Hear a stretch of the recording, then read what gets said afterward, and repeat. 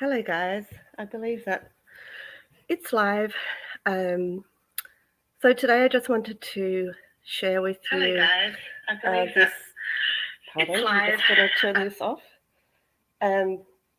This was a news article about this woman who was in the Sea Org based in Sydney, and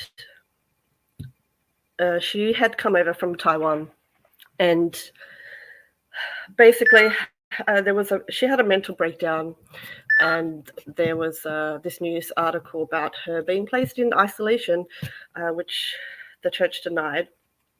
So I just wanted to go through and have a look at that story with you guys. I'm new to this sharing, and so hopefully you can see the screen um, and the news article, and we can go through it and have a look.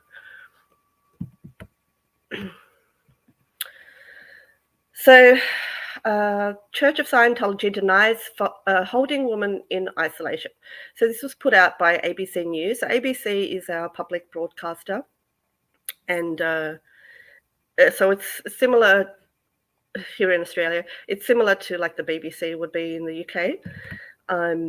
And this story was put out by Steve Kinane, who is he was the one that wrote the book and did lots of the journalist, and did lots of investigation into the Church of Scientology. Hi, T. Good to see you. And let me know, T, if you can hear me well and if you can see the article. If you can, please. Alrighty, so let's have a look at this. The Church of Scientology denies holding woman in isolation. This story was from 2013. It's not a breaking story, obviously.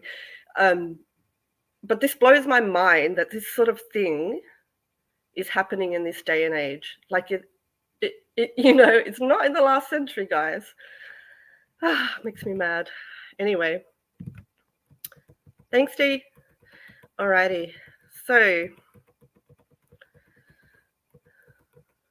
the Church of Scientology in Sydney has been accused of holding a young Taiwanese woman hostage after she suffered a mental breakdown. In March 2012, Alice Wu was hospitalised after she punched a window at the Church of Scientology's headquarters in Dundas, in Sydney's west. So Dundas is so that was the picture in my tile, and it's here. So that's a location where I believe there used to be the RPF, and also where the children were housed in terrible conditions that we've heard from other stories. Ms. Wu badly damaged her right hand in the incident. Her family claims she was trying to escape the facility at the time. The Church of Scientology denies the allegations, saying Ms. Wu was not held captive or forced to do anything against her will. Ms. Wu was 20 and studying commerce when she signed Scientology's billion-year contract. In late 2011, joining the Elite Sea organization and moving from her hometown of Taichung to Sydney. So this young 20-year-old student living her life in her own country signs a billion-year contract and moves over to Sydney and joins the Sea Org. Taiwan has become the major recruiting ground for the Church of Scientology in Australia, following the sharp decline in membership locally. We have hardly any members in Scientology. It's so ridiculous.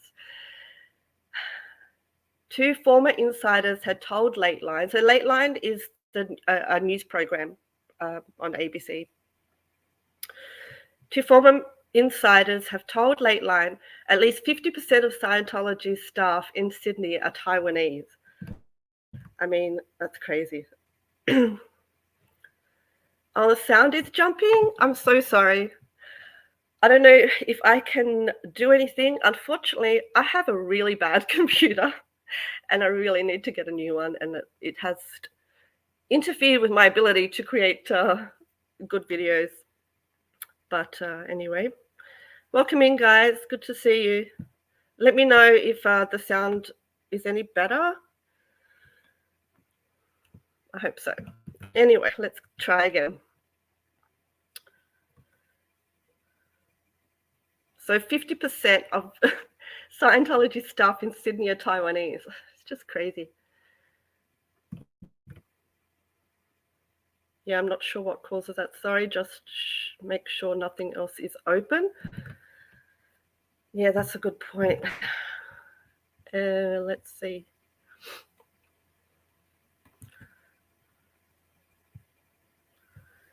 So, Lateline has obtained rare footage of life inside Scientology's Sydney headquarters, filmed from a nearby park. It shows recruits being drilled in a military-like fashion, marching and saluting before heading off to work. Oh my God, you can't make this shit up.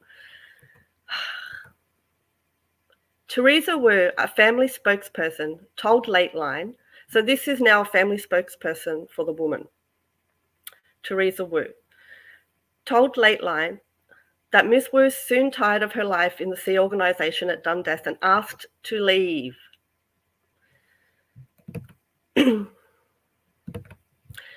They put her into a place called the isolation room. She was still offered food, but was locked in a room. It is an isolation room in the Sea Organization, Teresa Wu said. Okay, how would this person, who is a family spokesperson, even know of things like the Sea Organization and the isolation room, etc., unless she'd been told by someone? Scientology's lawyer, Stuart Gibson, denies the allegations on behalf of the group. Is the sound any better, guys? I hope so. She wasn't, so this is the lawyer. She wasn't put in isolation. I think that is a derogatory term. It's a weird way to describe isolation room. I mean, whatever, derogatory term. She was actually in a sick bay. No one from the Church of Scientology was available for interview, but in a statement claimed Ms. Wu was suffering from the flu. Okay.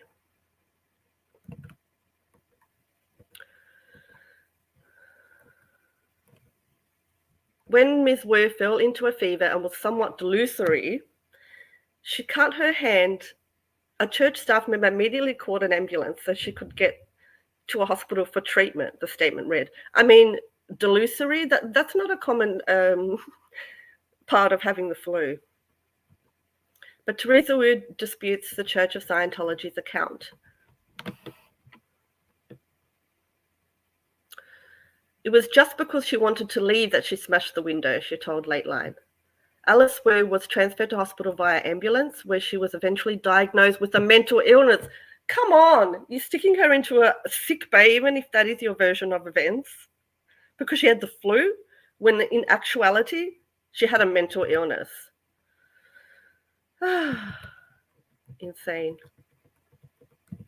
All right, guys, if the sound is not very good, I'm just going to keep going, and if not, I'll do this again at a later date once it's fixed. According to her medical records, she told hospital staff she had been held hostage by Scientology members. The Church of Scientology denies this allegation. Guys, let's read that again. According to her medical records, she told hospital staff she had been held hostage by Scientology members. This is in 2013 in Sydney, Australia. Why is this sort of thing happening?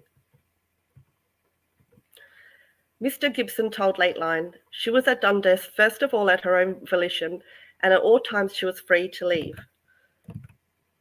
While the Church of Scientology denies Ms. Wu was placed in isolation, her brother Jack, suspicious of what was going on, recorded a phone conversation from Taiwan with a Scientology official in Sydney. In the conversation, the official admits, "I was with her in the isolation room after she became unstable." Okay, so she's admitting to being in the isolation room. And also, if someone is unstable, why are you holding them and not getting medical care for them? Lateline has been told the official in the phone conversation is Miss Tsai Lee. Sorry if I've pronounced that wrong. A former president of the Church of Scientology in Taiwan. Mai Tzu Lee was unavailable for interview. In response to the allegations about Mai Tzu Lee, Mr. Gibson said, "I don't know, you'd have to take that up with her. The fact is she was in a sick bay. There is no isolation, and there's never been isolation, and to use that term is a derogatory term, and it was nothing of the case." Really. But Scientology has a history of placing people in isolation. Scientology's founder, L. Ron Hubbard, created a policy called the Introspection Rundown, a procedure designed to deal with mental breakdowns. Wow. In the policy document, under the heading Isolation, it says, with someone in a psychotic break, it is necessary to isolate the person for him to destimulate and to protect him and others from possible damage, not getting the actual treatment for their medical condition. Insane. Hubbard described his policy as a technical breakthrough which possibly ranks with the major discoveries of the 20th century. The policy was followed with tragic consequences. In 1995, Lisa McPherson, a young Scientologist in Florida, had a mental breakdown. Instead of seeking psychiatric treatment, the Church of Scientology put her in isolation in a hotel room. She died 17 days later. I'm sure you all know this story, but if you don't, it's incredibly sad. She was trying to get help. They put her in an isolation room and deprived her of, and she basically died due to neglect. The Church of Scientology is opposed to psychiatry, labeling it as an industry of death. How ironic. The day before Lateline was due to interview Mr. Gibson, the story of Ms. Wu took a remarkable turn. This is interesting. The ABC's managing director, Mark Scott, received an email from Ms. Wu where she denied she was held against her will, or was treated badly, or hurt herself trying to escape. So they received an email from her that was denying it all. Insane. And in the email, Ms. Wu wrote, "I do not give ABC, your reporter, or any other media for that matter permission to publicize or use my unfortunate circumstances to your advantage or to vilify an organization I freely support." Does that sound like the words of someone who's having a mental breakdown? The statement is witnessed by a Taiwanese notary, Yu Lung Chen, and dated February 14, 3 days after Lateline first raised the allegations with the Church of Scientology. Yu Lung Chen was unavailable to speak to Lateline. Teresa Wu, this is a family spokesperson, says two Scientologists took Alice to the notary's office to sign the statement. Man. Alice Wu's father is outraged. She has been unstable and she was not in a good state of mind, he told Lateline. She didn't have good judgment and can't tell right from wrong.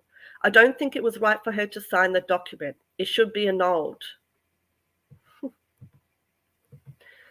Wu Chao Shen says he found out about the statement when a Scientology representative contacted him by phone. I had no idea at the start.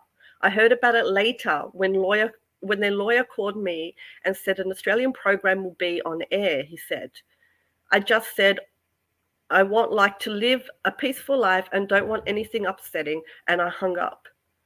I was ignored in the past, and they only called me when a program was going to be aired in Australia. I was ignored in the past? Really? So the woman was in another country, supposedly unwell, and the father is calling, and he's ignored. Okay. Mr. Gibson denies Alice Wu was lent on to sign a statement. We don't know one way or the other, the Scientology lawyer told Lateline. I mean, I'm only going on my instructions. You may put that, but on my instructions, that's just not the case. In an email to Lateline, Scientology spokesperson Cy Broadhurst added, Ms. Wu has never been coerced or forced into anything by anyone from the church. Can I just remind people, in many states now in Australia, there's been laws put in place against coercive control. I would say that's a big win.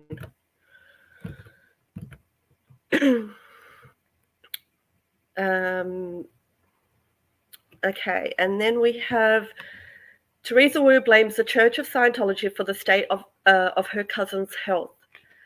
Alice, a young lady who just turned 20, was supposed to enjoy the prime time of her life, she said. But the next 50 or 60 years of her life may have been destroyed. We are not a well-off family. We can't afford to have one family member to quit his job for her around-the-clock care. Then it says a spokesperson from the Australian Federal Police has told Lateline they have investigated Alice Wu's case, but found there was insufficient evidence to support any charges in relation to people trafficking or breaches of the Migration Act. I mean, just this last bit about her cousin saying how ill she is. I mean, whether her breakdown was due to being in the Sea Org and being isolated and not able to leave when she asked to leave, or whether she had a major mental health disorder, or whether there was a little bit of both. Either way, I mean, is this the sort of person that you bring over from the other side of the world who is here alone to fend for themselves? I mean, they say that she was free to leave. Where would she go?